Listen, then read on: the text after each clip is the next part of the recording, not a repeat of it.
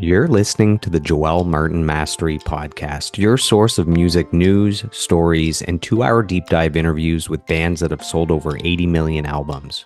If you've been enjoying the podcast, please take a moment to subscribe, like, comment, and share.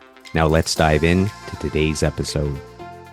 Welcome to the Joel Martin Mastery Podcast. Thank you for joining us. We really appreciate it. We are joined by a very special guest. He's achieved a level of mastery as the guitarist for the multi-platinum selling and 3-time Grammy-nominated band Queensrÿche.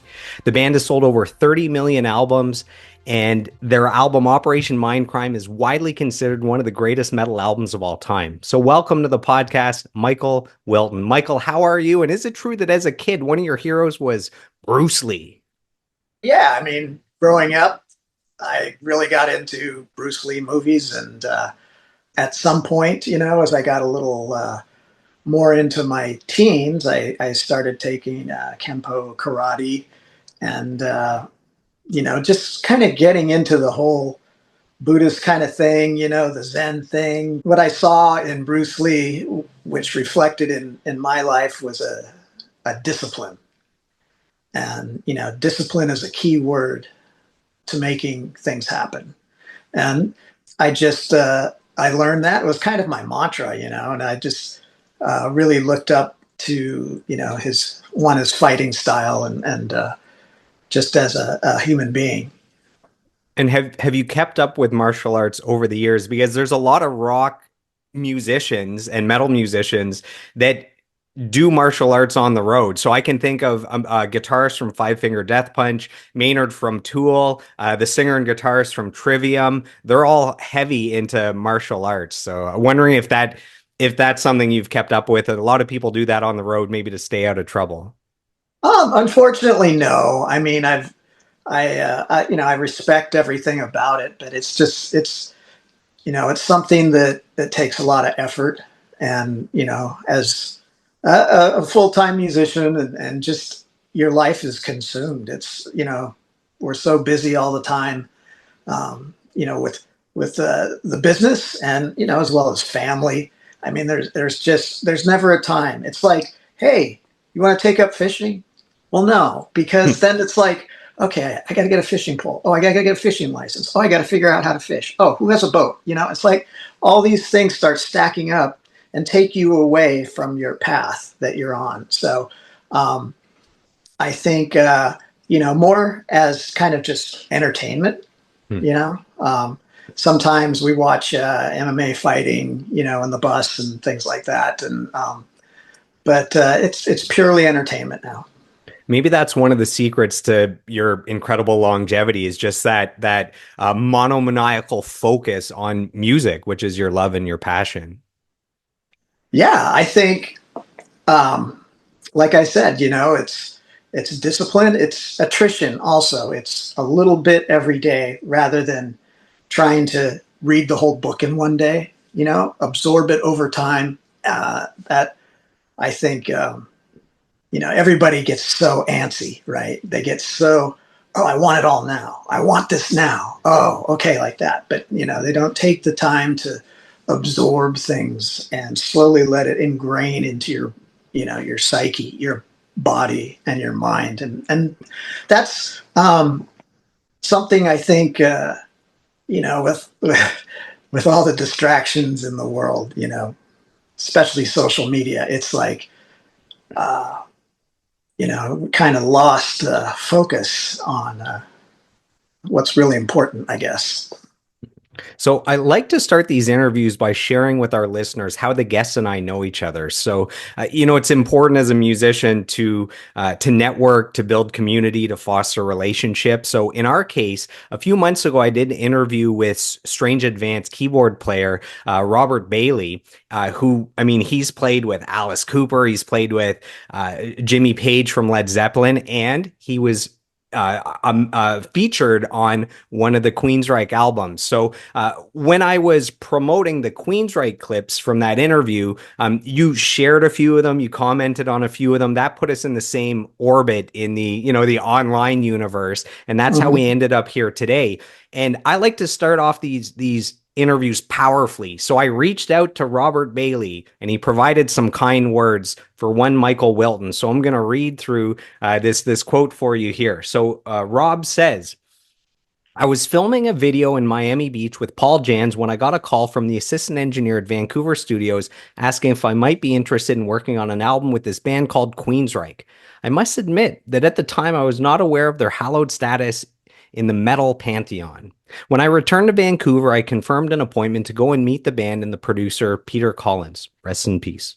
I was late for the appointment because I got caught in a house fire next door to a friend's house, and the fire department wouldn't let me drive my car over the hoses. I arrived at the studio somewhat exasperated and out of breath, feeling very embarrassed to be late for such an important meeting. I told my tale of woe, and everyone got quite a chuckle out of it. Immediately, I was made to feel very welcome by Michael and the rest of the band, and we tucked into some Chinese food and chatted. After finalizing the details of the gig with Mr. Collins, I returned with my racks of stuff and spent a few days laying down some parts, tweaking patches, making the odd bad joke, and generally trying to keep out of the way. Watching engineer Jimbo Barton and Peter Collins at work was like taking a master class in production.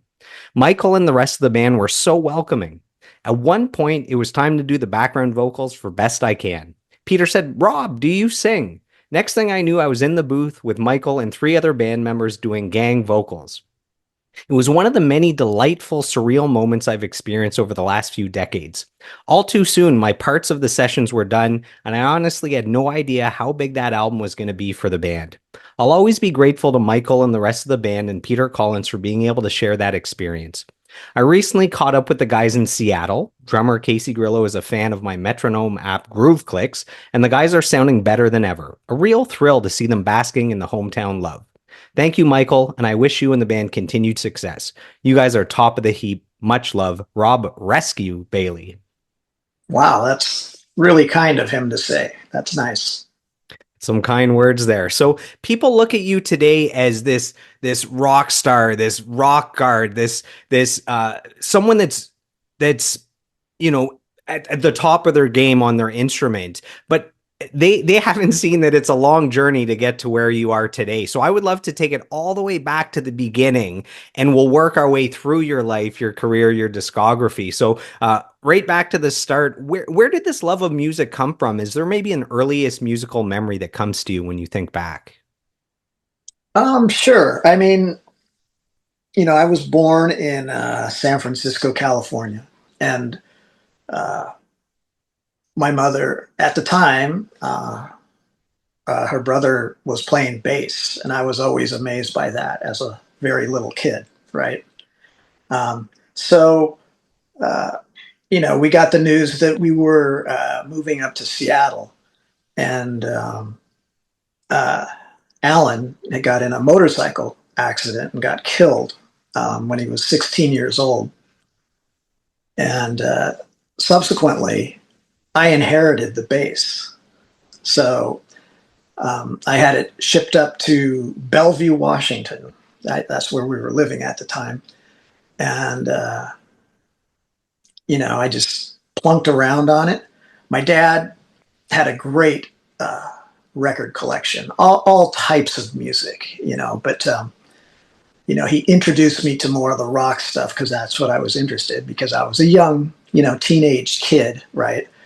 And you're a sponge, you're taking in everything. But I was like listening to Mountain, the bass player, Felix Pappalardi. I used to just put my ear into the speaker, the hi-fi speaker, and just pick out the notes because, I didn't have any lessons or theory at that time. And then, of course, there was Money by Pink Floyd, a great bass riff, Aqualung. I mean, there were just tons of things that I, absorbed. And, as I grew in, meeting friends in school, like junior high school and high school, that's kind of when we started getting into like garage bands, that kind of thing. And, I bounced around with numerous garage bands, and I ended up on one that was really good, but a lot of the garage bands I was in, the guitar players were, just incredibly average. They were just, um, I could hear what it should sound like, and I wasn't hearing it. So, eventually I started taking up the guitar, and then that's when, that kind of opened up, a rainbow of guitar players to listen to and to, you know, learn some chops. So I'm wearing this Led Zeppelin shirt because I heard that one of the reasons that you switched from bass over to guitar while playing in band. So one was what you mentioned, that maybe the guitar players weren't up to snuff, but also you were the only one that could pull off playing some pretty awesome Led Zeppelin guitar riffs. Is there any truth to that? Oh yeah, I mean, in the latter part of the '70s, I mean, they came out with some amazing albums. The song remains the same. That album, was right in my teenage years, and That's a live one, right? The song yeah. remains. No, Houses of the Holy, excuse me. Okay, yeah. Yeah, and then I just so many tunes on that. I was just like mesmerized, and he was just like the wizard on the guitar and songwriting um, and soloing at that time. So all the kids wanted to be like Jimmy Page. So it was something that that I discovered, and when you're a kid like that, you get a taste of it, and then you want to start going back and listening to their earlier albums and learn more about them, um, and that's kind of how you got things done back then, because there was no computers, there was no cell phones, there's no internet. You had print magazines, and when you were at school, you just hung out with other musicians or friends, and you just talked shop, right? And that's how it all grew. I um, in the beginning years, I was more of a uh, I had a half life, I guess. I was half a jock and half a musician, and I played sports through junior high and high school. I played baseball. I was a second baseman and a third baseman, and I did that, and I remember I went in my latter years of high school. I went to a concert at the Seattle Center Coliseum. It was the Black Sabbath tour. I think it was the Never Say Die tour, and they had this band opening called Van Halen, and um, That's quite the opening band. yeah, and I heard, some kids at school were playing Van Halen in their cars and stuff. And I go, wow, that sounds really cool. So anyway, we had tickets way back and up in the nosebleed section. But when Van Halen came on, I remember the first song was On Fire. And it was just unbelievable. The energy just, it was like an epiphany. It's like, that's what I want to do. I want to play guitar. And that was the moment that I discarded the sports world and went full time as a musician. So as a kid, you start on the bass. As a teenager, you transition to guitar. At what point did singing and songwriting come into play? When you're a teenager and you're doing the garage band, you were pretty much playing other people's music. So it wasn't until um, later, out of high school, I went to the Cornish Institute of Allied Arts in Seattle, and my parents, they liked the idea of me, as a musician, but they always said, you got to have something to fall back on in case this doesn't happen. So we compromised, and I went to a music college, right? And and that really opened my mind. I learned a lot there. I learned, all types of musicians would come in and play, and um, lots of jazz musicians would stop by in Seattle and come to the school. I mean, it was just so much. I learned. I had teachers doing, uh, classical piano, and then jazz piano, and then I had a classical guitar player that taught. He would teach in a classroom with like six other students, and um, we did that. And then I got introduced to gamelan, which is a very interesting bell system of rhythm and bells being played. And and I met a lot of musicians there, and great memories. But it was unfortunately I didn't get to finish school there. It's because we didn't have a lot of money back then, and I ran out of money, and so anyway. And then after that, that's when I met Eddie and Scott, and then the idea, we got this band going called the Mob, and we started doing roller rinks and high school dances and things like that. And then it just as we got older, we got to a point where let's try and write some of our own songs, and of course we're like, hell yeah, this will be fun,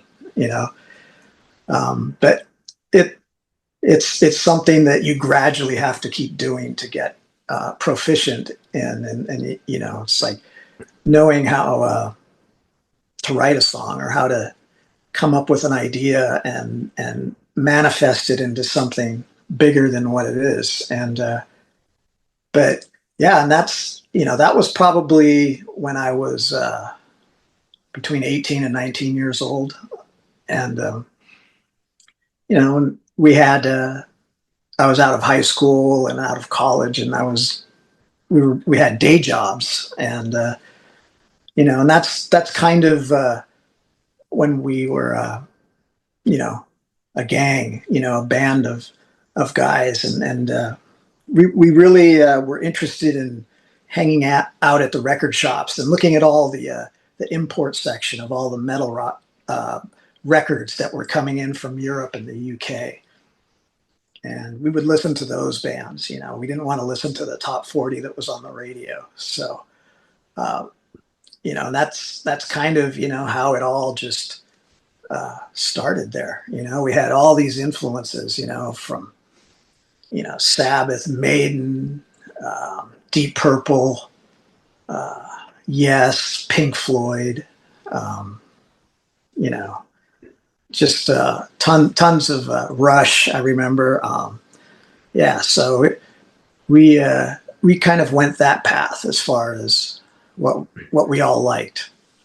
It's funny you just mentioned Rush. I put out the bat signal asking for fan questions once I knew this interview was coming up. The fans came out in droves. We got lots of questions sprinkled out throughout the interview. And the very first question is from Alex J. Rock. His question is, what is your favorite Alex Lifeson solo? So it's kind of funny that was the first question.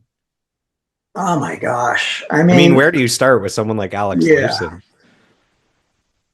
I mean, there's so many different albums. Um, it's like Cygnus X1, or Tom Sawyer, or and there's just too much to choose from. Vitor and the Snow Dog. Um, What do you think makes him so great? Is it his uniqueness? Like nobody sounds like him, or he doesn't sound like anyone, I guess I should say. uh, I don't know. I think he's just true to himself as a player, and then he just, um, he kind of gets out of the way of it and just lets it happening. It's he's just a great songwriter, great guitar player, and he has amazing ear for tone as well. You mentioned that you guys had a few jobs before the band took off. Our listeners love hearing the jobs that people had before becoming successful. To see that these rock stars are just like us with our crappy jobs. Can you remember any of those jobs? Oh, sure. I mean, uh, there was a place called what was it called? Advanced Products, and we were back in the warehouse making these little transformers that you plug your hair dryer in when you go to Europe. That would it would uh, The currency is change different. the voltage, from 220 to 120. So we would make those things. We were called resistor twisters. So, but that's everybody had Joe jobs, and but that was the last place that we were working, and that's when we decided to go into the graveyard shift and record 4 songs for the EP. So before we dive into Queensryche and the EP, one final question. So back when you were 16, you got a nickname that you've kept until today. Can you just share the story of how that nickname was bestowed upon you? Yeah, I mean, when you're a teenager, you want to get better at guitar. You hang out with other guitar players and you show each other, riffs and songs and licks and everything. And a couple of the guys that I hung out with, they just said, "Man, you whip on the guitar." And at parties and keggers and everything, it just caught on, and someone yelled out "Whip," and everybody's going, "Who's Whip?" And that's something that just stuck out with me, and stuck with me, still to this day. And um, it was all because we were just showing each other riffs, and they said I whipped on the guitar. So as far as nicknames go, Whip is about as good as you can get as a guitarist. I mean, you can think of some like derogatory nicknames people get. I think Whip is pretty badass, which is probably why it's stuck all this time. Yeah, I mean, I had no problem with it. I So let's dive into Queensryche. So you had mentioned meeting different members. So the band officially formed in 1982, but you already knew the members since the late 70s. You mentioned the EP that you guys recorded. Is it true when it comes to naming the band that so you mentioned you were originally called the Mob, and right. then as you were looking for a new band name, you're having a little bit of trouble, and you already had the one song on the EP, Queen of the Reich, and you thought, hey, if we kind of merge that title, we have a pretty good band name. Is that the history of the band name with the song? Pretty much. You know, Chris DeGarmo came with the idea. It was some dream he had, um, but he suggested, why don't we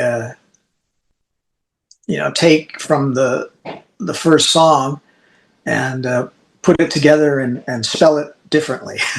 Yeah. And that's how it was derived. And um, changing the spelling, putting the umlauts on, and you know we didn't know what they meant. And we just tried to make it look cool. That's funny.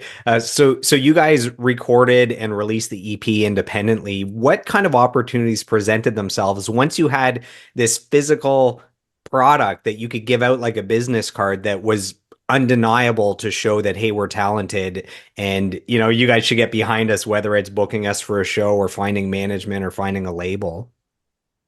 Yeah, I mean, once the EP came out, I mean, the records sold really well, and we had some favorable reviews. I remember Kerrang gave us a great review in their Armed and Ready section, and um, and that's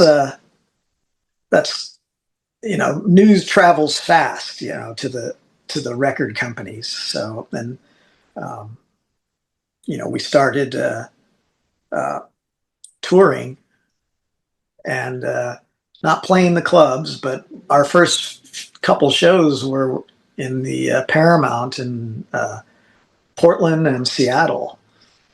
And we were playing with a band called Zebra, and we got to open up for them. And that's kind of how it all started. And everything just took off from there.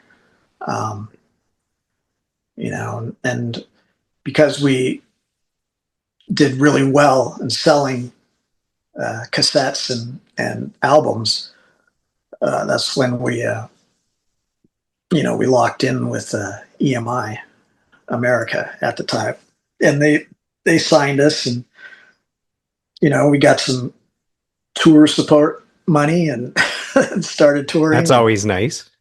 and yeah, the only thing is you have to pay it back. But yeah, and we just started making our way as a touring rock band. And you guys were only like 17 to 19 years old during the recording and release of this EP, somewhere Yeah, in there. yeah, I was. Um,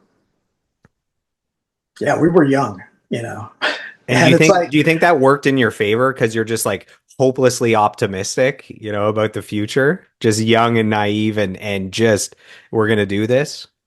yeah, I mean, it's, we didn't know much about the record industry or anything as far as business wise, how we could make a living doing it. It just kind of just happened, and it happened very fast.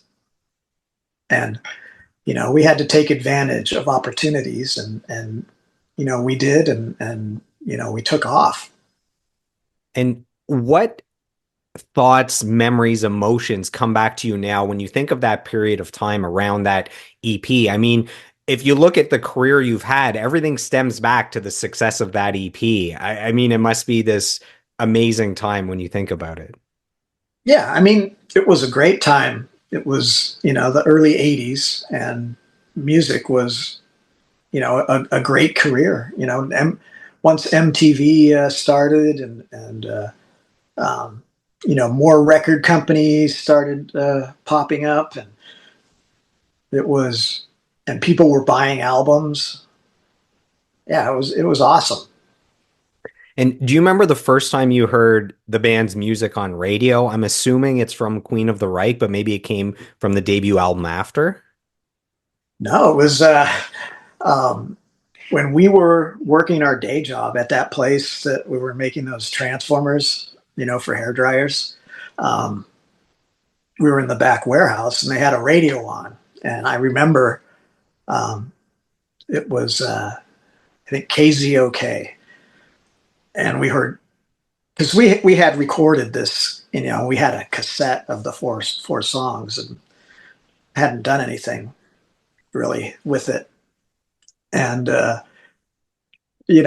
of a sudden we start hearing bum bum. I'm going, oh my God, that's Queen of the Reich on the record. And we start telling, our bosses and managers and everything, that's us. And they said, that's not you. That sounds like some band from England or Europe, that's not you. And I remember, after we started getting radio airplay, we quit our day jobs. That's amazing. So you mentioned with the success of the demo, you guys get signed to EMI. You start to have a little bit of support on tour.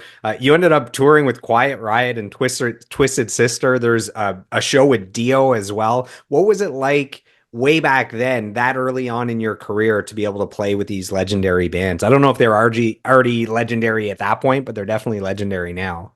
Right. I mean, it's, they were opportunities, and we were sponges. We were learning the industry as you go.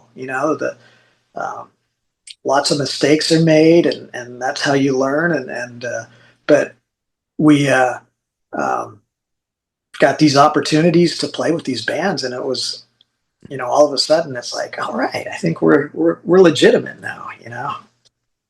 So as we wrap up talking about the demo and we move on to the major label debut, I just had two things I want to share that I thought were amazing. Number one is Rock Hard Magazine put out a list of the 500 greatest rock and metal albums of all time, and they had the demo at number 336 on this list. So for me, it's Black Sabbath and Tool and Metallica, the greatest albums ever, and your demo made this list. Some of your other albums made it as well, but how crazy is that?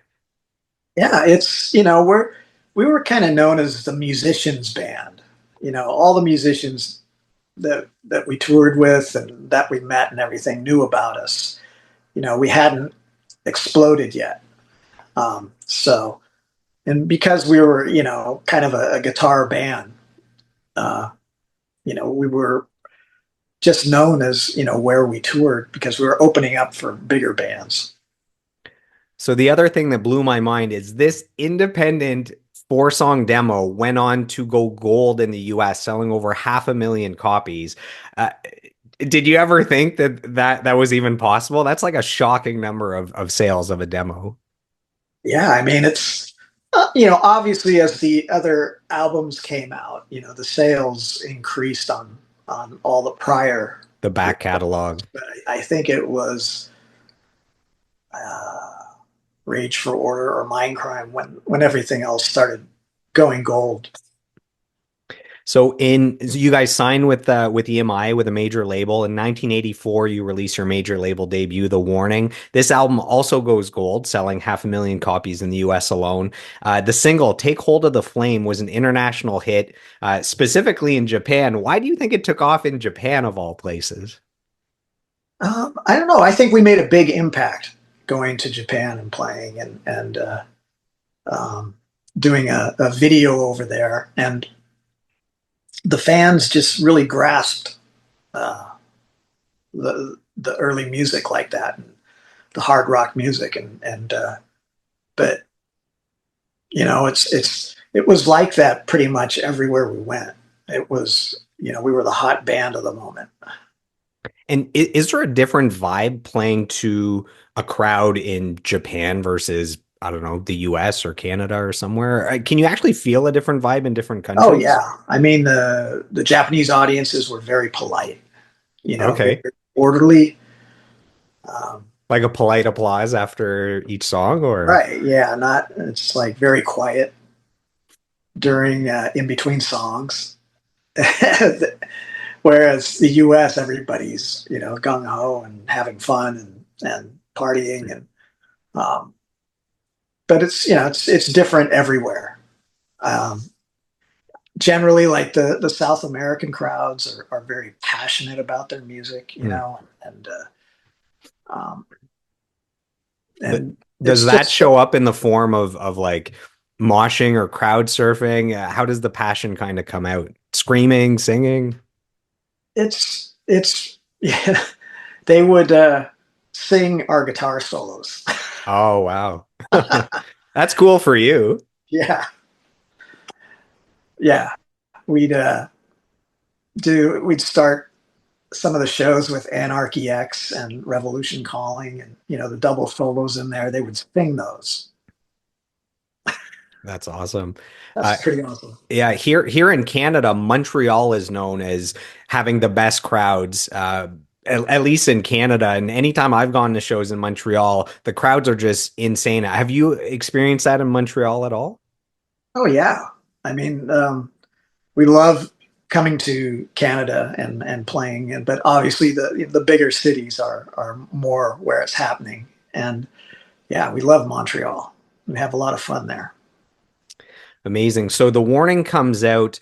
This makes Metal Hammer's 13th best power metal album of all time. It's funny how some say, oh, this album is hair metal or power metal or prog metal. Like there's such specific names they attach instead of just saying metal. Does it bother you when they call it different things? Do you just think like, oh, this is just heavier music? Does it, when there's all these labels, do you care about that?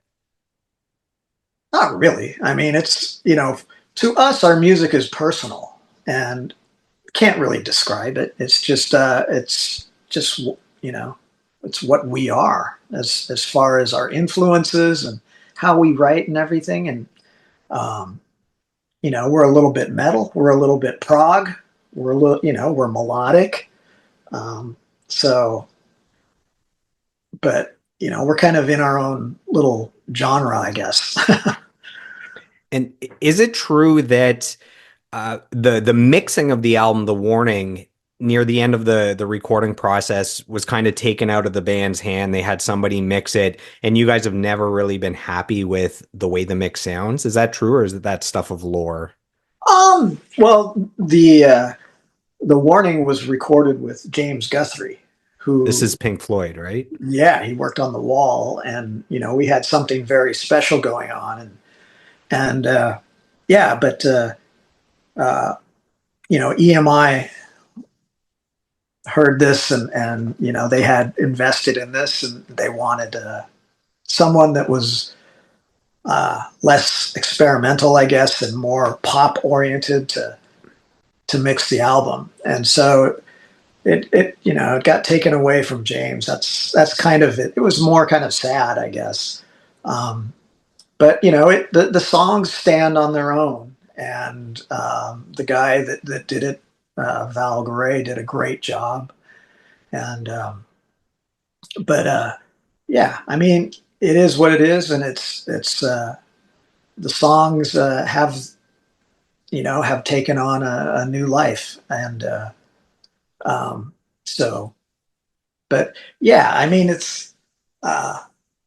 I have a cassette somewhere of the James Guthrie mix, and the songs kind of were in a different order, and they had different, lots of cool stuff in them, So, uh, but the tapes, they get old, and it's you wouldn't be able to transfer it, but nothing digital or anything. So, but yeah, that was a great album, and for us, and it was a good learning process. Um, but yeah, after after that, it was like okay, and then it was just back to business, touring and touring and touring and touring. We just toured all the time. Do you think because of that example where the mix kind of went out of your hands to someone else, was that a lesson learned that we should try to take a little more control, if possible, of our recordings afterwards? Like not owning owning the masters, which is what labels do, but having more of a final say when it comes to the mixing and mastering and those things. Yeah, I mean, the bottom line, the money talks. If you're you know getting investment from the record company, they're going to have some say in what you're doing. So yeah, we had to learn that. That was, oh, that's how it works. Okay, yeah. Oh, it's kind of like getting a loan at the bank. Yeah, they're expecting that back plus profit. So, But yeah, I mean, it's you're there to make music, and that's the focus. so in 1986, you guys release your second major label album, Rage for Order. Again, this goes gold, selling 500,000 copies in the US. This was the first album to feature your famous Queensrÿche logo. Is there a story of how that came to be? I've heard rumors it's like based on the shape of a bird or something. Any truth to this? Well, if you look at the EP and you look at the border around the picture on the back, you'll see in the corners a kind of a crude version of the Queensrÿche, and then Mm. it kind of came in other shapes and forms, but then it was like, okay, let's you know this is a good symbol for the band. Let's market it and put it on the album cover. So the front cover, and it's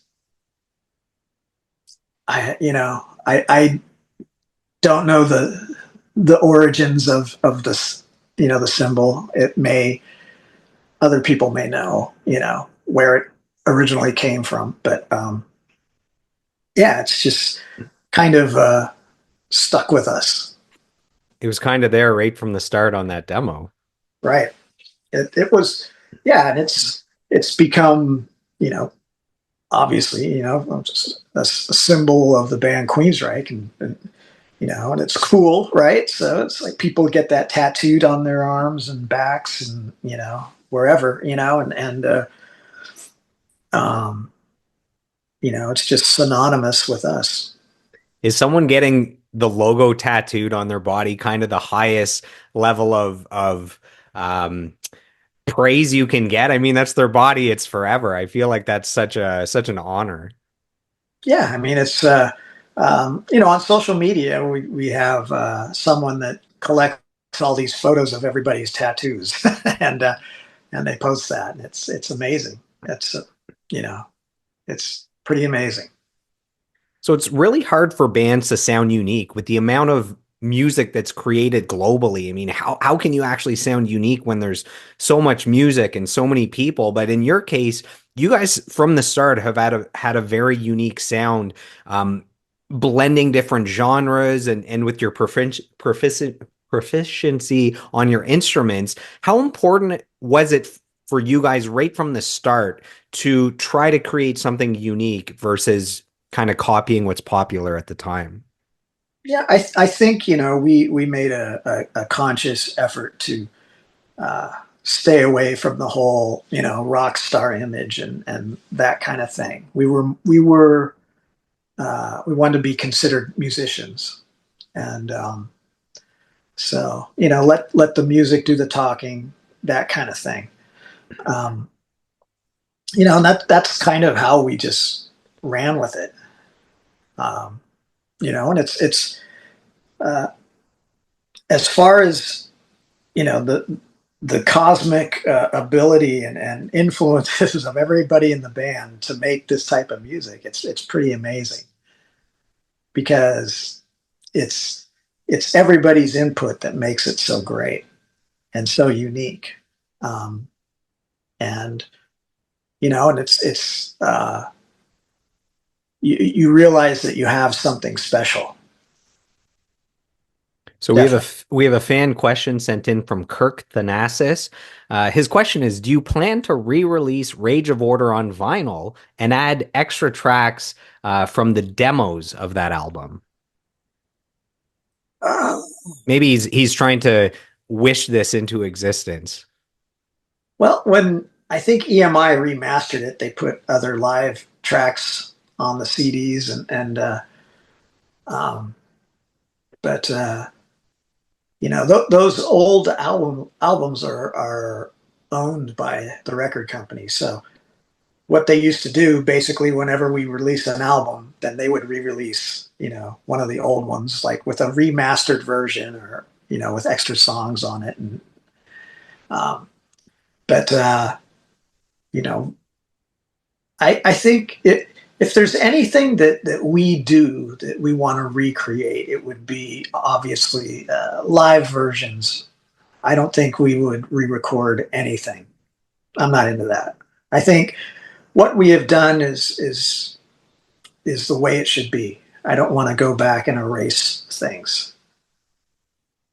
That makes sense. In 1988, you guys released Operation Mindcrime. I mentioned in the intro, this is widely considered one of the greatest metal albums of all time. This is considered the band's breakthrough. It cracked the top 50 on the Billboard 200 charts, and it's the band's first platinum album, selling over 1 million copies in the US. Do you remember receiving the news that the album had gone platinum? That must be, I mean, what a phone call that would be to receive. Oh yeah, I mean this basically all happened because of MTV. They had a metal shop, and they were premiering um, Eyes of a Stranger, and it caught on, and that's when we started colliding with public taste, um, and like you said, it went gold, and then it went platinum, and then all the other albums before it went gold or platinum, and um, bigger tours, and the band was really just kicking ass at that time. So this might be an ignorant question, but you said it's Eyes of the Stranger. That's the video that got picked up and really changed everything. Wasn't that like the third single from the album? So was it kind of a slow burn release and then eventually it picked up later on the third single, or am I wrong about that being the third single? Well, we filmed like I think 5 or 6 songs, and Oh, um, had but it wasn't until that the song that was going to be the push is where all the money came in, and everything from the record label. So Eyes of a Stranger. that was I the mean, perfect storm. right? It was you know I mean, there were, yeah, granted, I mean, there were other songs, Revolution Calling, could have been, whatever, but it just had that, massive appeal. So, it's been a long time since the release of this album. So I just wanted to read through a little bit of the critical acclaim just to remind you of how beloved this album is. So when it came out, the album received widespread acclaim, praising the band's musicianship, Jeff Tate's voice, the complex and well-developed storyline, Peter Collins' production. So a few of the reviews that came out over time. Rock Hard Reviewer remarked how the music featured clever breaks, unusual song structures, and ingenious arrangements, which was an unmistakable sign that the band did not aim to the taste of the masses, but primarily wanted to publish intelligent, artistically demanding albums. Metal Forces stated that the album deserves to stand alongside the likes of The Who's Quadrophenia and Pink Floyd's Dark Side of the Moon for its conceptual brilliance, and lauded Queensrÿche for injecting new blood into old ideas and stamping their own authority on them. Steve Huey wrote, it's a testament to Queensrÿche creativity and talent that they can pull off a project of this magnitude. And then it also made a bunch of best of lists. I just want to name a few of them here. It made the list of the top 20 hair metal bands of all metal albums of all time. Again, it's sometimes they say hair metal, sometimes prog metal, whatever. Classic Rock named it among the 10 essential prog metal albums of all time. Loudwire had it on their best metal, had it as the best metal album of 1988. And here are the two big ones for me. Rolling Stone had it on their 100 greatest metal albums of all time. And you mentioned Kerrang gave a good review at the start for the demo. For this album, Kerrang had it number 34 on their 100 greatest heavy metal albums of all time. What is it like as a band where normally critics are pretty harsh? Even if you're good, even if you put out good music, even if you're great musicians, critics can be pretty terrible. What is it like to have an album that seems to just everybody loves it and thinks it's great? Well, it's amazing. It's something that we took a chance on. Throwing together a conceptual album. In our genre and everything, it was um, it was a chance, and we rolled the dice and came up with something pretty special. And it's to this day, it stands the test of time. I always talk about the complexity of recording a concept album. Maybe you can touch on that a bit because, man, it's hard for a band just to write one good song. And then it's even harder to write one good album worth of songs. But then to do a concept album where there's a storyline that runs all the way through and the songs have to be in a specific order for it to work. Maybe the best song to start the album is it has to go sixth because of where it is in the story. Like for me, it seems impossible to write, record, and release an album like Operation Mindcrime and actually pull it off to the level of success that you guys pulled off with it. Yeah, I mean, it was obviously we had a very very thorough writing process that maintained, like you said, the storyline, and how the storyline would branch out into songs, and the melding of it. But yeah, we had that outline, that Jeff came up with, that was just amazing, and it was just for the rest of us, we just had to put it all together. So I have a confession that this album is how I discovered the band, and I only discovered it 2 years ago. So I discovered the album 35 years after its release. So I am Okay. embarrassed. I apologize. But there's a good story behind this. So I have a series on the podcast called My Five Favorite Albums. So I get the most popular guests, they return and they share their favorite albums of all time. And your album was selected from Rich Bedeau of the multi-platinum band Finger 11. And one of his favorite albums of all time. We dove into it over a 2 hour interview. And I reached out to Rich and he provided some kind words. So I'm going to read these words for you here. So Rich Bedeau from Finger 11 says, "What an incredible honor to get a chance to write a quote for the powerful Michael Wilton. Queensrÿche are the reason I am the drummer I am today. They taught me what the relationship between a bass player and a drummer should be, and many may not realize it, but when you listen to the first few Finger 11 records, you can hear the influence all over them in the rhythm section of the songs. I stood in front of Michael front row at Maple Leaf Gardens on the Empire Tour, where I got to hear Operation Mindcrime in its entirety, and 4 rows back on the Promised Land Tour at Molson Amphitheater. Michael, your songwriting changed my life, and your band is the reason I strive to be better at my craft. I even have a demo tape covering Walk in the Shadows from my high school band. I saw you recently in Lansing, Michigan, and have gotten to know your drummer a little bit, and you guys are still making incredible music. I hope you realize how profound your music was on the generation that was raised on you. You will go down in history as one of the most prolific players and songwriters of your era. Your band has got me through the good times and the bad times in my life. Your music has educated me and been there with me on many a late night back lounge bus journeys at full volume. The last time I played in Russia, I listened to Promised Land from start to finish on the plane ride, and I was air drumming the whole time. You guys changed my life. Thank you for your contribution to the craft and for making me a better man, Michael. Hope to run into you soon and can't wait for whatever's coming next with you guys. God bless." That's from Rich Bedeau, Finger 11. Yeah, it's very kind of him. That's awesome. And all right, so I have one more thing here. So Rich just mentioned that Finger 11 was influenced by this album and by Queensrÿche. Other bands, Avenged Sevenfold, Dillinger Escape Plan, have also cited that you guys are a big influence on them. Uh, is it special when you hear that, just like for you growing up listening to albums and being influenced by Van Halen and being influenced by Led Zeppelin, and you looking to those bands as kind of heroes, that these other bands that have achieved multi-platinum status look to you guys in the same way?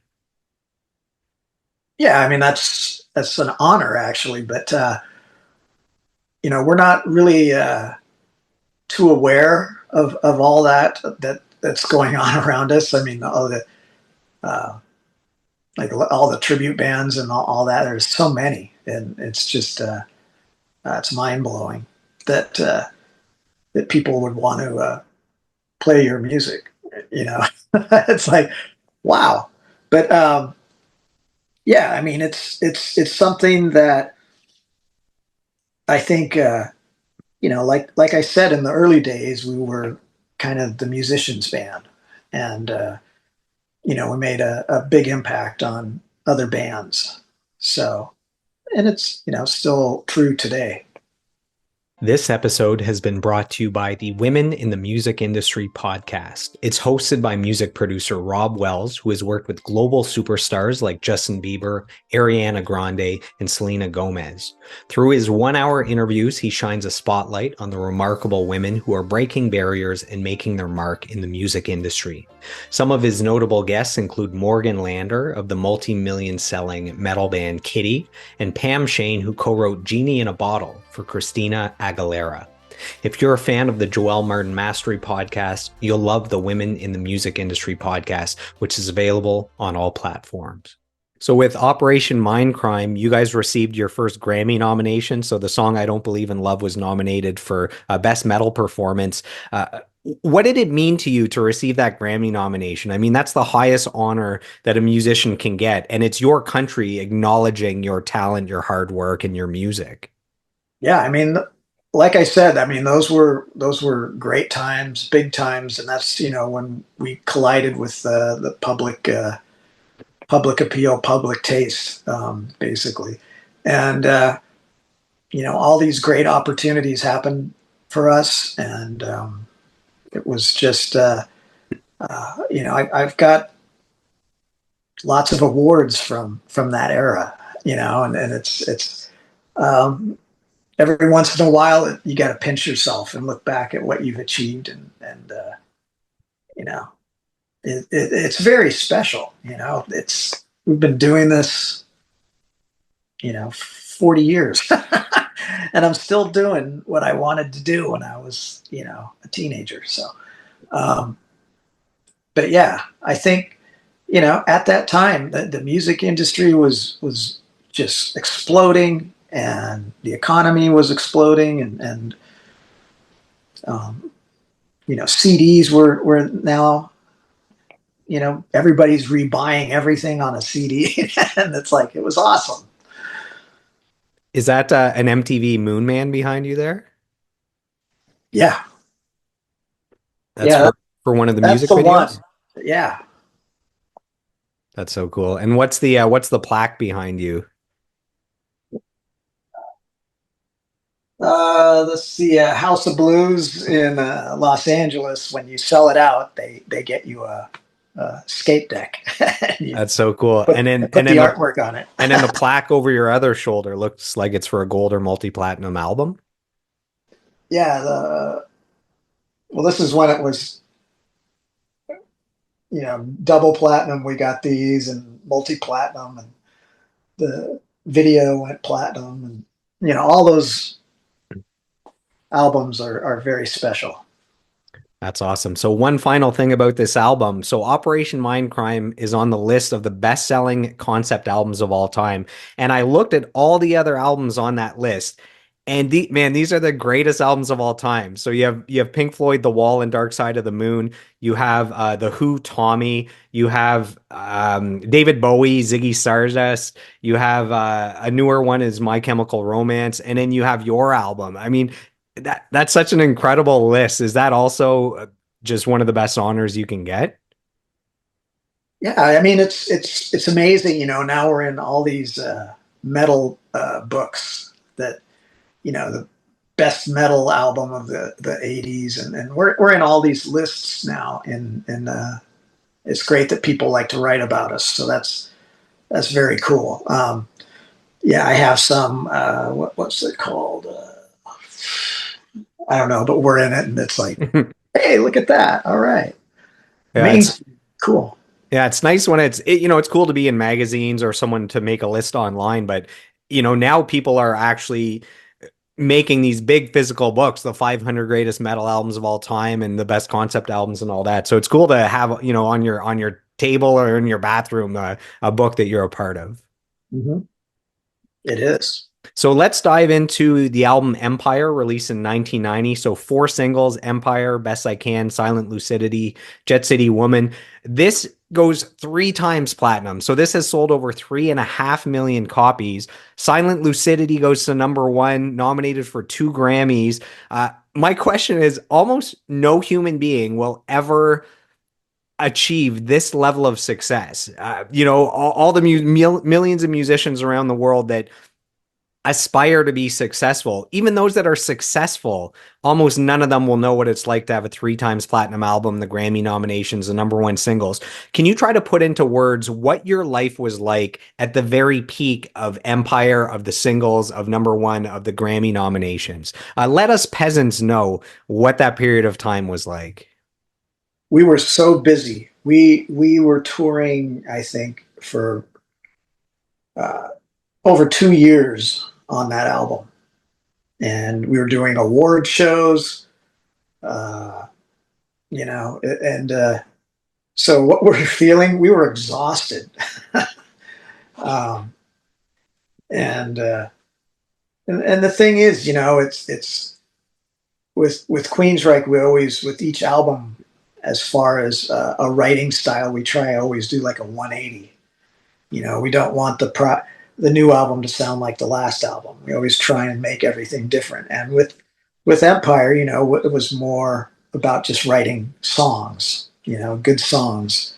And, at the time we didn't know what was going to happen. We knew we had some catchy, melodic things and catchy melodic guitar solos and stuff.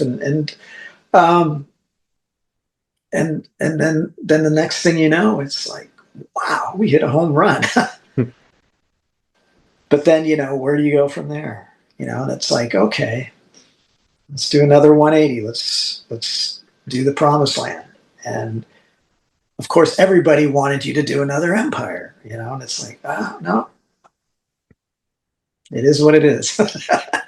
So in preparation for the Robert Bailey interview, because he had played on this album, I really dove into it. I remember listening to it in its entirety for the first time with a good pair of studio headphones. And my first impression was that it sounded incredible, that the musicianship was world class, and that it was a great collection of songs. Were you guys feeling pressure to follow up the commercial and critical success of Operation Mindcrime before it, or did you feel like that album gave you the leeway to kind of do what you want with this album? Yeah, I mean, we made a conscious effort to do something different. So I think it's, you don't really have that pressure because you're not doing a continuation of it or trying to write songs like it. And Empire, like, it was just, like I said, we just wanted to write some good songs and they turned out being pretty badass. One of the badass songs is "Best I Can." There's different time signatures on that song as well as a lot of different Queensrÿche songs. As a musician, is it harder to play songs in different time signatures? Like, do you have to consciously think about it while you're playing, or does it just feel as natural as a different as a normal time signature to you? That's kind of just how we've always done it. You know, we, um, we just want to make the music interesting for ourselves as well as the people that listen to it. So it's like we throw little things in here and there just to keep it interesting, and um, but not to the point where it's overbearing or too progressive or anything. It's just uh, bits to make uh, the music not so pedestrian, I guess. And so we put exciting little turnarounds, pushes, uh, you know, different time signatures every once in a while, but we don't overdo it. So there's a lot of great harmonies on that album. Does hearing and singing harmonies come easy to you from the start, or is that something you've had to work on, just like working on your guitar playing and your songwriting? No, it's just like how we've always done it. We listen to the part that we're gonna solo over, and you just you just hear it in your head and just transfer it to your fingers, and it's you know you just keep building and building and until you get it right. And I've mentioned Peter Collins a few times. How important was he to the recording of those two albums, Operation Mindcrime and Empire? He was he kept us on track. Sometimes we like to go on these tangents as let's do something crazy here. He kind of kept everything. We were corralled, and kind of kept us in this focus, and that he was so great at that. And he had a lot of good ideas for breaks and song parts, and he was very meticulously organized. He said if we get to a point, we stop, and he was very organized, and he had to be because Jimbo was wild on the You had the yin on and the the yang mixing there. console. He was like, okay, let's try this. Let's do this backwards. Let's do it's um, he just kind of kept us in line. So we have a fan question here. This is from Gina Marie. Her question is, was there a specific time where you had reservations about your writing and decided to just throw caution to the wind? If so, what song became the result, whether it was successful or not? So any time where you're not too sure about something and you go with it anyways. Well, here's the deal in songwriting. I mean, you have good ones and you have other ones that are not so good, so you just pick the ones that everybody agrees on. And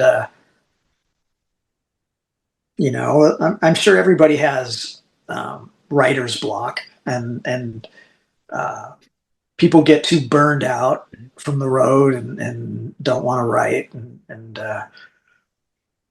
but it's just um, for me, I try and write a little bit every day. I'm always tinkering around, and I get something stuck in my head. I run to this room and record it before I forget it. And that's, I think I don't want to give the guys something that I think is, not so good. I want to give them something that kicks ass, right? And so I don't know. I mean, to her question, I think the bad ones, we already know what they are, and they go by the wayside. And they they may get dissected or something. There may be one little cool bit in there that you can build on, but for the most part, we just move on and just bring your A game. So across your entire discography, there's like an unfathomable about amount of incredible guitar riffs and solos.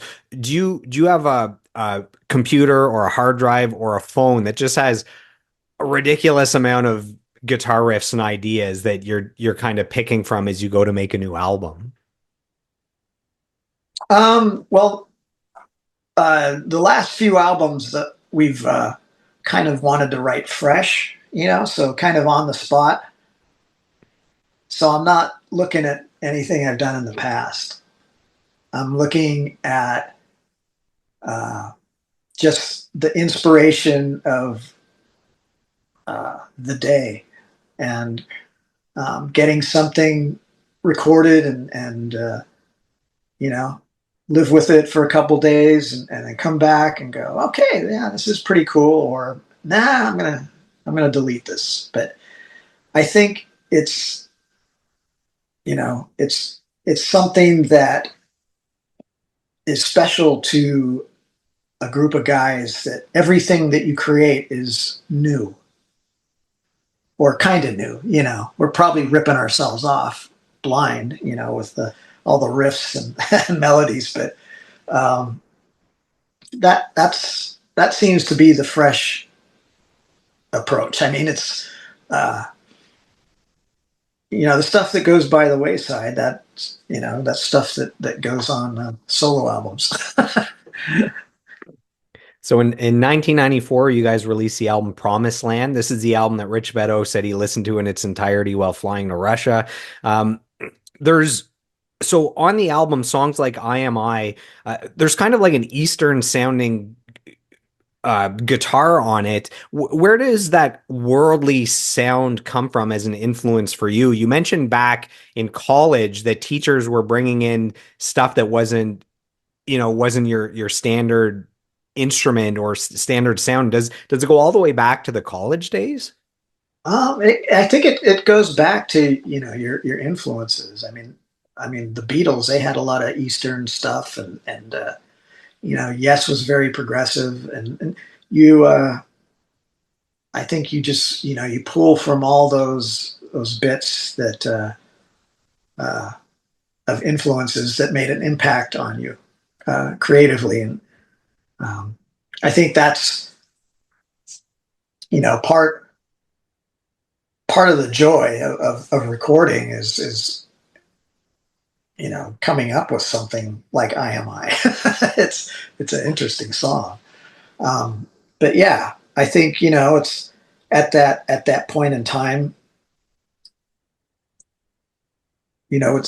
we're growing older. Everybody's changing a little bit here and there, and the influences are coming from, you know, different avenues, and so it's you, somebody's got to keep it together. Yes, absolutely. Otherwise, you start writing stuff that nobody can understand. So you guys have lots of songs in your discography that are quite long, songs like Promised Land that are 8 minutes long or more. How do you decide if a song should be 4 minutes or 8 minutes? Does the song itself speak to you and tell you, hey, we should add more parts, or we should add a longer solo or a jam section? It just happens. It's something that where you have a body of work, and it's like, um, everybody feels that it could have another part put on, and then another part, and then another part, and pretty soon you have a 8 to 10 minute song. But yeah, it just kind of depends on the what you got in the recipe. So I wanted to point out that one of my favorite songs on that album is One More Time. I just love the groove between the drums, the bass, acoustic guitar, the electric guitar. And we have a fan question sent in from Michael Dojic. His question is, when did you realize that Queensrÿche would sustain you for life, both creatively and financially? That's a good question. um, we've had pockets of our career which were very profitable, and then we've had times where it hasn't been. So um, it's it's something you got to really put a lot of effort into, and sometimes you get rewarded and sometimes you don't, unfortunately. But um, I mean, to this day, it's like the industry has changed so much, so drastically since when we started, and everything is fragmented. With the internet, it's like you got this kind of music over here, this kind of music over here, this kind of music over here. It's like, you know in the 80s we got a guitar magazine. We knew everything from magazines, and you had radio stations that played what everybody wanted to hear. It wasn't pre-programmed or anything. It was now it's quite different. It's and I think one thing that bands that are still doing this is, obviously, you have to adapt. And it's like a lot of bands don't want to tour anymore.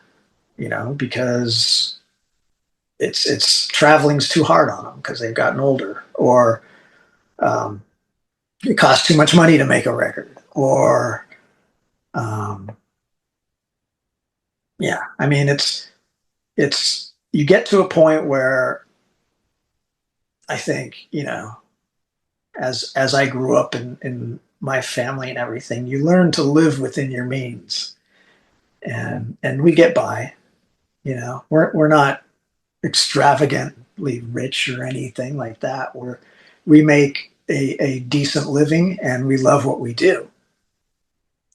Um, you know, that it'd be nice if people bought records again, because then it'd be uh, a lot better for bands. But yeah, I think to make this a career, it's you got to be creative, and you've got to, for us, we have our longevity. We have our lineage. It's like you said, we have a Chinese menu of songs. It's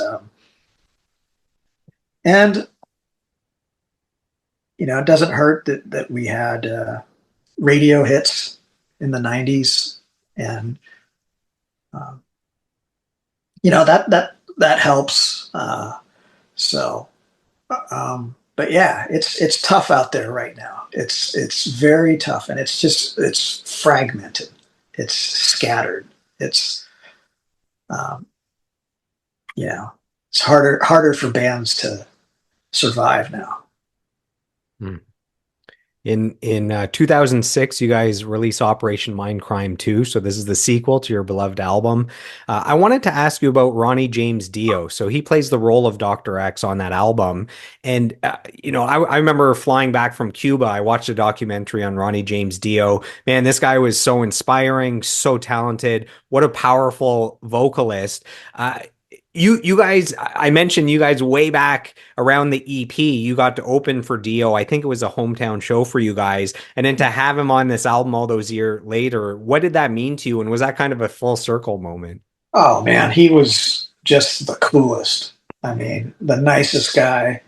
Uh, he was just amazing to hang around with. He had so many stories and what a voice, just a commanding voice. So cool. So yeah, he was such a influence and a friend, and it was great to have him be a part of what we do, and because we were always a part of what he did. So that it's yeah, that was a very special time. So a year after that album, you guys put out a cover album called Take Cover. I heard that each member got to choose two songs to put on that album, or two songs to cover. Uh, if that's true, which two songs did you choose that ended up on the album? Well, I think that everybody kind of chose some of the ones, but yeah, I think Synchronicity, I think, was like Scott's, and yeah, it it was a time in our career that it's like, okay, let's do something interesting. Let's do this. Let's do that. I mean, there were some interesting tunes on there. Um, Queen, and so I mean, it was we put that out, and it kind of made a splash, but it wasn't. People want to hear original Queensrÿche music. You know, we got a lot of that. Why are you doing covers? Why are you doing this? But I mean, you guys had already put out so many albums of original music. It's like a year later you put out another original album. You can't get a break where people can just appreciate some covers for a year. no, they want new Queensrÿche music always. Well, it's good that you have diehard fans like that, right? Yeah, yeah, it is. That's funny. So after that album, you put out six more albums. What I'm going to do is I'm going to jump ahead just because, we have, I don't know, 38 minutes left or something. I really want to dive into the new album because I love it. I think it's great. You have a solo album. There's an upcoming tour. So if it's okay with you, we'll jump ahead to Digital Noise Alliance. So this came out Perfect. 2022. Okay, great. So three singles: In Extremis, Forest, Behind the Walls. Man, I thought all three singles were great. I thought they were awesome. I thought the album sounded great. As an audio engineer, I thought there's a warmth to the album. It's a very pleasant listen. So even though it's heavy and it rocks, the way it's recorded, whether it's the engineering, the producing, the mixing, the mastering, something about it just has this warmth. It feels great listening to this album. Can you touch on maybe what led to it sounding so great? I don't know if you want to credit some engineers or some producers or something like Well, that. I think that obviously working with Zeus, helps. He's the guy that keeps everything organized, but DNA was uh, an album that we kind of wanted to go back to our roots in the style that we were writing. We wanted to write all new music. We wanted to write it all with everybody in the room, giving their input. And, whether it was, a guitar riff or a bass riff or a vocal melody or a drum beat, we created from the bare necessity of an idea and built everything. And I think that has a lot to do because you have everybody's input. And I think that just made it, yeah, and it was because it was fresh. It was fresh ideas. I think that just made it a nicer, better sounding record. And people say it's more cohesive, and it's like, well, we wrote it as a band, and it's that simple. This wasn't a bunch of demos that we emailed to each other and then had to learn or relearn or that kind of thing. This was all just created out of the air. And we because back in the day, what did we do? We'd go in the basement and we'd show each other riffs and we'd build songs like that, and if we were lucky that somebody had a little 4-track, we'd record it, and next day we'd come in, new ideas, everybody's together. And that's kind of what we did on DNA. But now you got technology. Now you got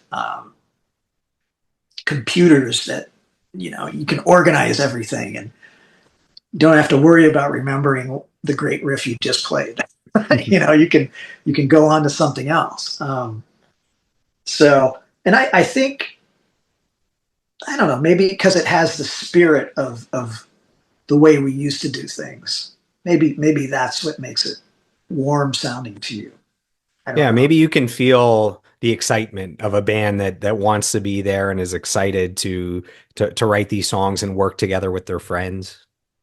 And that's what being in a band is all about. You're with your mates, and everybody's got their input into it. Everybody's like vibing on, what you're creating. And that's what, you don't know what it is, right? It's all subjective, right?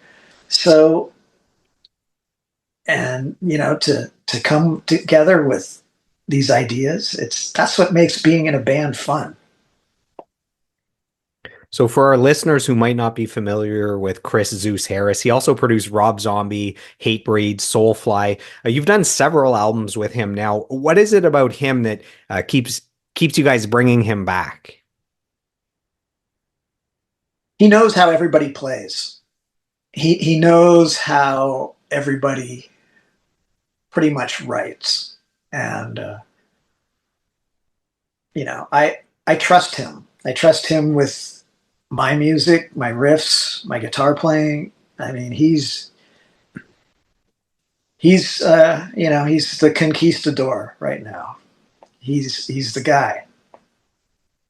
That's awesome. So this is that's the first album to feature drummer Casey Grillo, who he does great work on songs like In Extremis, Behind the Walls, and Tormentum. I found that the drums on this album really stand out. And what has he brought to the band as a new member? He's been there for years, but as a new member on that album.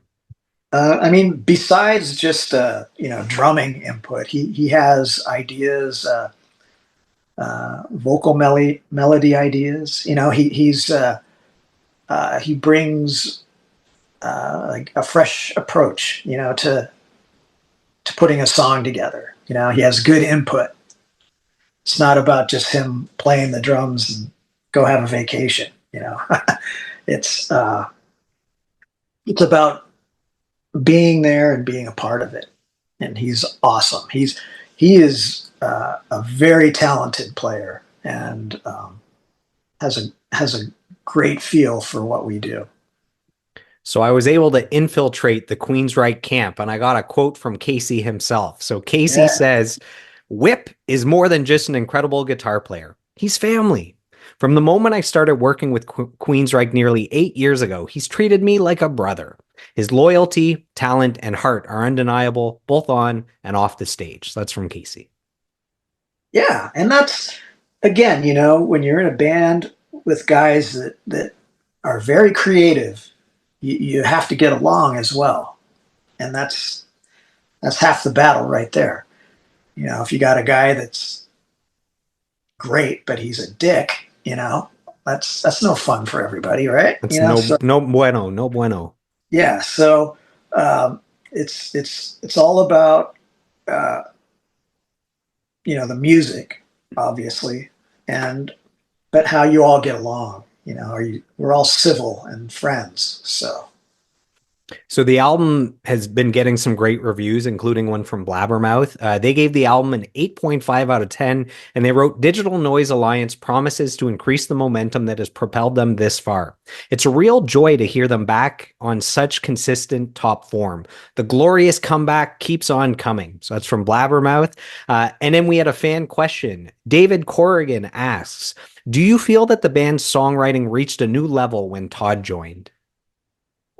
Oh yeah, totally. I mean, he brought an element. He's more than just a vocalist. He's a drummer. He can play keyboards. He can play guitar. He can do it all, right? So he's and the guy grew up playing drums to the Warning album. He's got a history with Queensrÿche in the past, and so he fits perfect with us. So a great talent. So I have a fan question that I thought was kind of funny. So it's from Dog Holmes One on Instagram. The question is, are there more official videos in the works? So I found that funny because you guys made 8 music videos for this album already. So this is a fan that, again, just an unquenchable thirst from this fan. I'm sure when we figure this all out on the next one, the videos will come. We've got a friend here in Tampa, Florida, that Kill Devil Films, and he likes our style, and so it's a matter of getting these out and to prolong the release of your album, because let's face it, the record company blows their wad in a month, and that's it. And then so by doing this, we're prolonging the release of the album by putting videos out every 2 or 3 months. And so it's a marketing tool, and it's also something that just keeps the album alive. So even though we've been focusing on Queensrÿche, man, your career, you've had done all these other projects, including a solo album that came out just a few months ago. So I want to touch on that. I want to acknowledge it at least. So you released Whip Volume 1. So you're going under the nickname Whip, which is awesome. So this is 9 songs that came out in December. I listened to it in its entirety, and this is also metal, but it's a different metal than Queensrÿche. For our listeners that haven't gone and checked out that album yet, which we're going to send them to do that, how would you describe the type of metal or the sound of the solo album? Well, it's more rock based, I guess, and these are song ideas that don't really have that Queensrÿche flair, and so I think it's more a reflection of just my personality in writing. Like I said, I try and write every day. Not all of it is for Queensrÿche.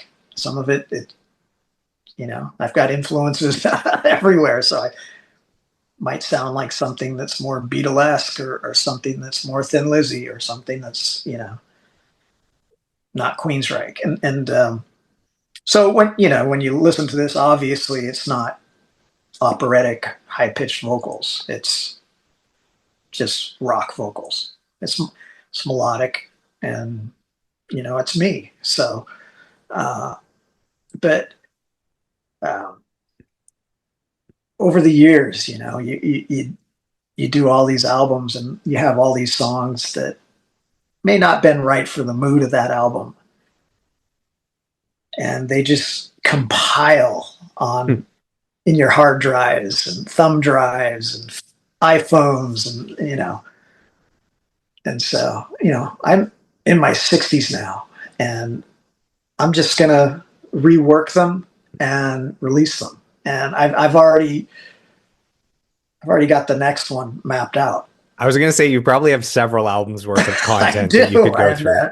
Yeah. So yeah, I'm going for it. And people like it. So, and then maybe, I don't know, the guys are from Seattle. We met. Um, they have at this Mexican restaurant burrito night, and we would meet at burrito night and just hang and talk. And I said, "You guys, are you good enough? You want to maybe play on my solo album?" And that's how we met. I got to start hanging out at burrito places more often, I think. That's too cool. As a guitarist, I thought it was awesome that every song on this solo album has a badass guitar solo. If the Well, really? No, I know, but every single song, like I was happy that I could rock out to every song on this album. If the video game Guitar Hero came to you and said, "We want just one song from the solo album to include in an upcoming Guitar Hero game that people can shred along to on a plastic guitar," which song do you think you would choose? uh, Getaway or Reason to Fight. I think they could do a game just with all nine songs, but Yeah, you could. yeah, that's awesome. So I'm hearing rumors of a potential new Queensryche album. Is there any truth to this, or is this fake news? What is this? What am I hearing? Is this erroneous on all accounts?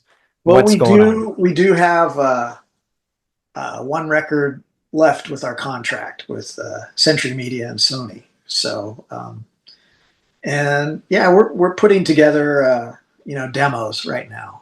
So when will it get done? I don't know. It's Queensryche has a lot of touring to do, and you got to schedule with your producer.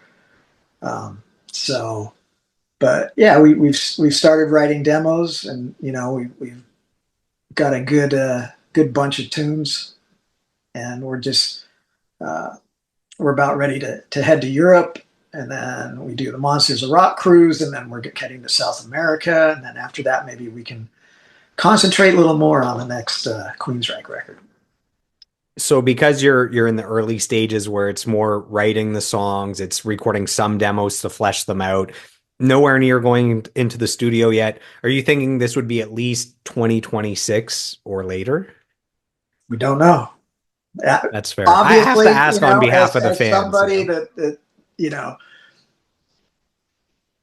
just because it's harder to find pockets of time where we can develop this. We're always touring or on the road doing weekend gigs or whatever. So, but we'll just see where this takes us.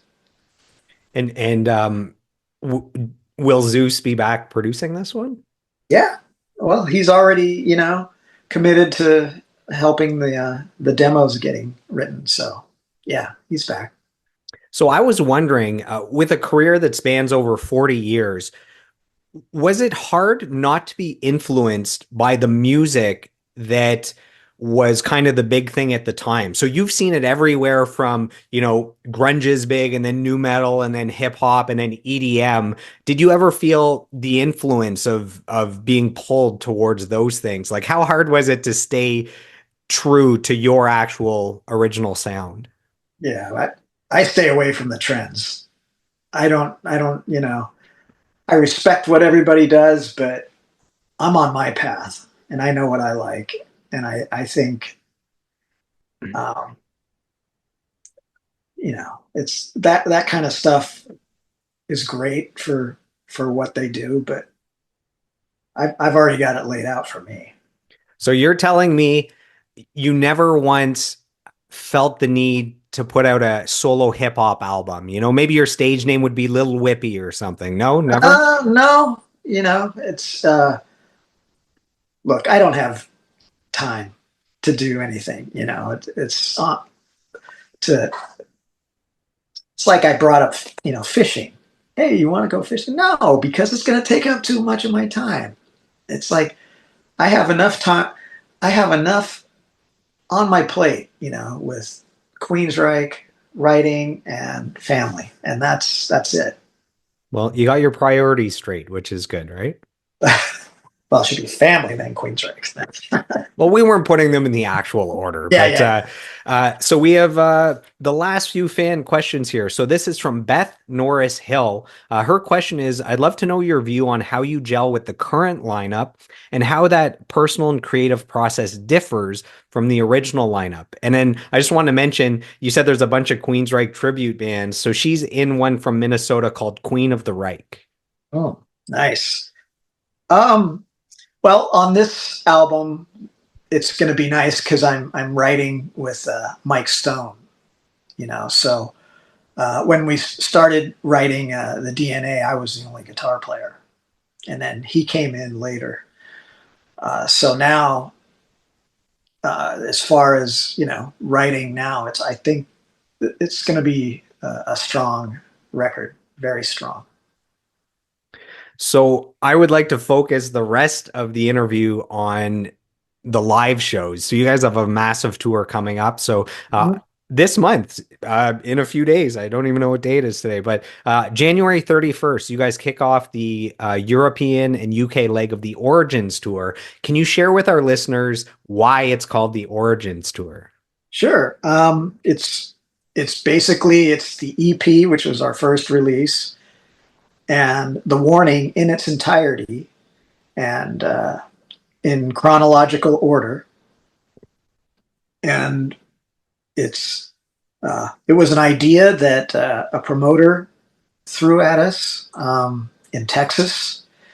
It was the Hell's Heroes festival, and he offered our management, say, hey, what would you think about Queensrÿche playing The Warning in its entirety?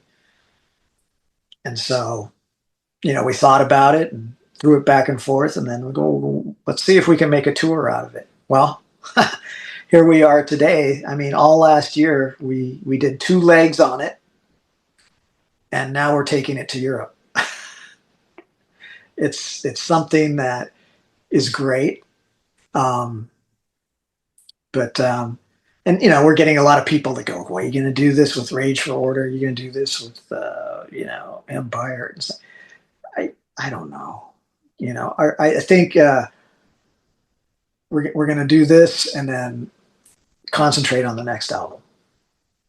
So if our listeners right now go and buy a ticket to this upcoming tour, what can they expect when they see you guys live? So you mentioned what music you'll be playing, but as far as, I don't know, visuals or just anything you can share about what the experience is like, that if they've never seen the band before, period.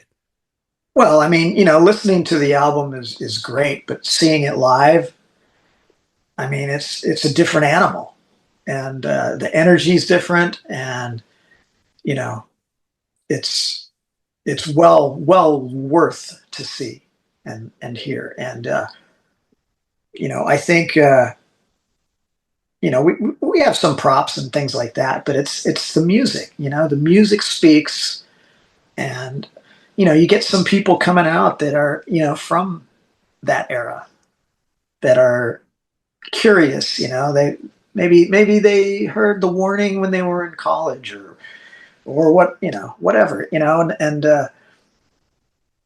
so it's really amazing for us. I mean, it's a multi-age audience. We get lots of young kids now that are curious, and then we get the diehards.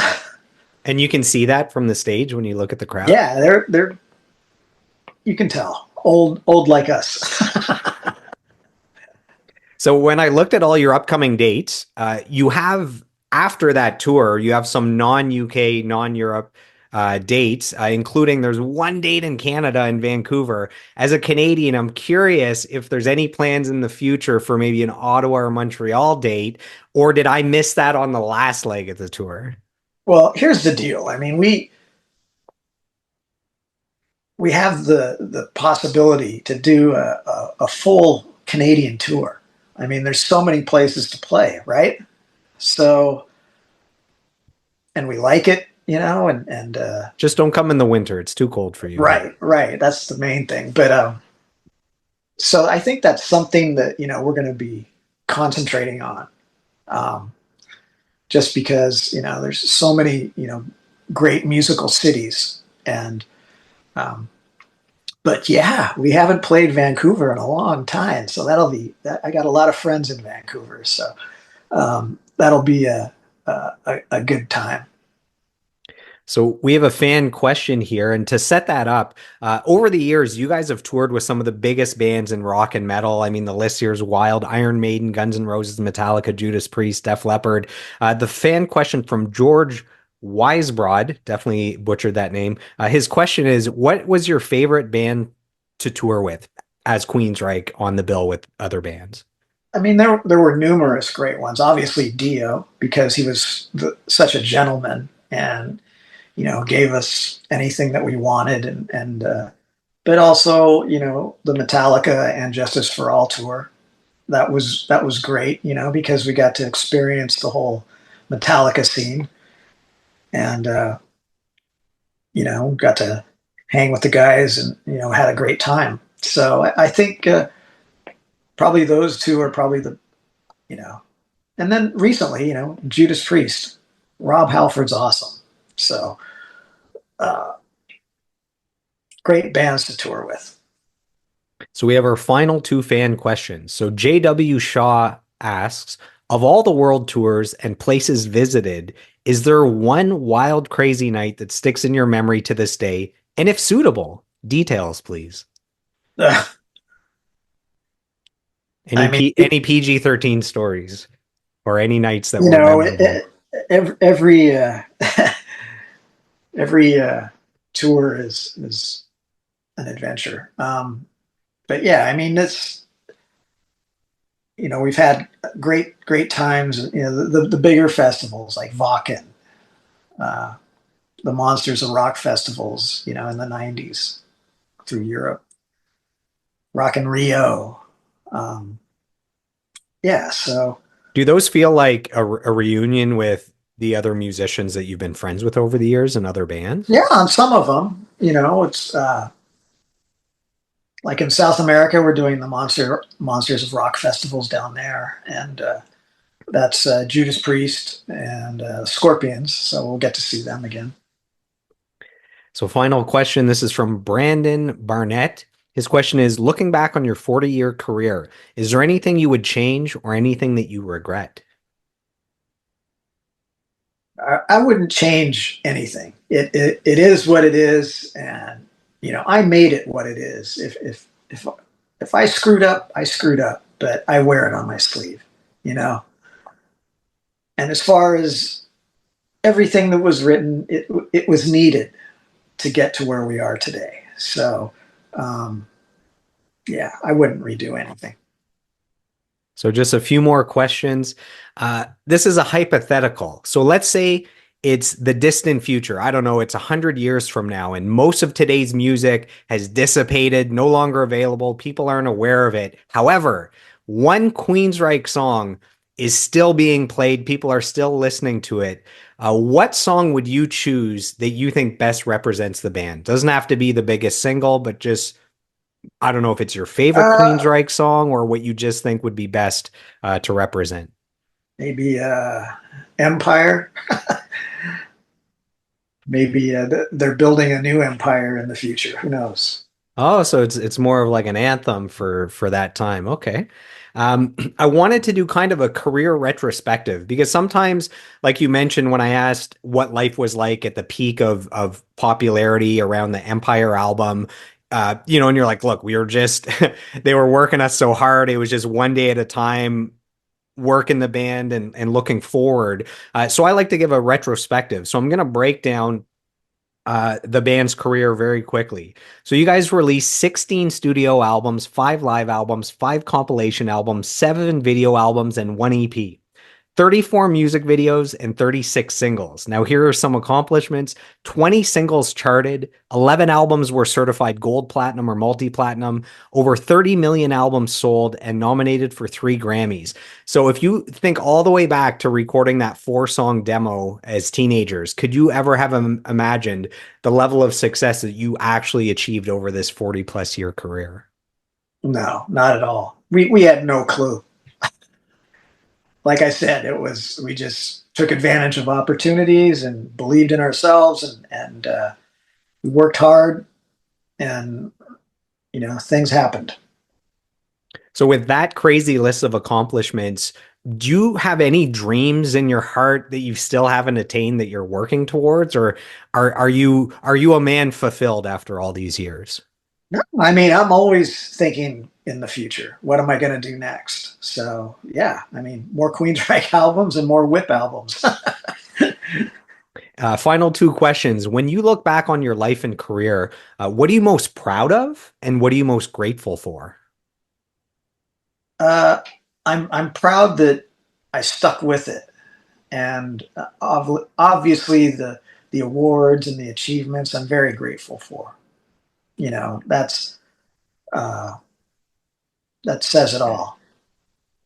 And if you could go back in time and you could sit down next to your 10-year-old self and you could whisper words of advice. So taking all the years since being 10 years old, all the lessons and the mentorship and the leadership and experiences and the highs and lows and goals achieved and failures, if you can take everything and whisper words of advice into cute little Mike's ear, what do you tell him to help guide him through this human life, this human experience?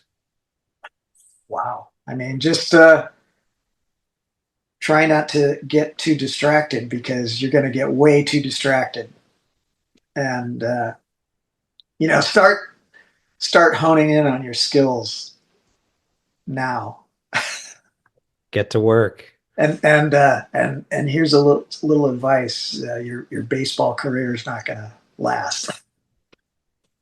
Break his little heart, but set him up for a career as a successful musician. So as we wrap up, I just want to take a moment to acknowledge you for your lifelong pursuit of mastery as a guitarist, as a songwriter.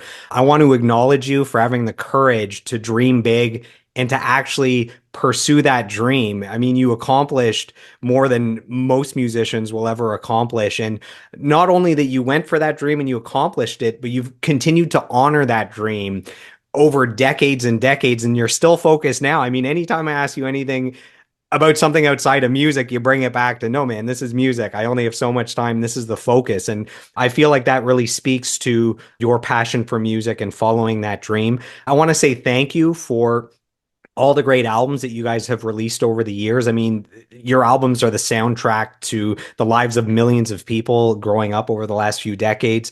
I want to thank you for continuing to release albums and continuing to tour. So newer fans like myself that are ashamed to say they've been on board for the last 2 years, we still have something to look forward to. The band is still going and there's still great music on the way. So thank you for that. And then last but not least, I want to thank you for sitting down with me today for the last 2 hours, answering all my questions. And I know the Queensrÿche fans are listening, and they were able to learn a lot about you and about the band. So Michael, thank you so much for your time. I really appreciate it.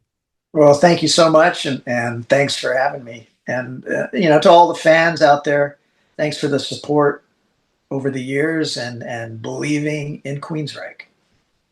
There we go. You're very welcome. So, Michael, thank you again to the Michael fans, the Whip fans, the Queensrÿche fans. Thanks for tuning in, and we'll see you on the next episode.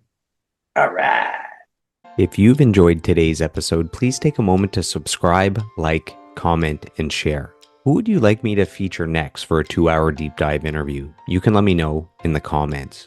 You can also send me an email at joelmartinmastery@gmail.com, or you can reach out to me on all social media platforms at joelmartinmastery. So I am done. I am complete. I approve this message, and I'll see you on the next episode.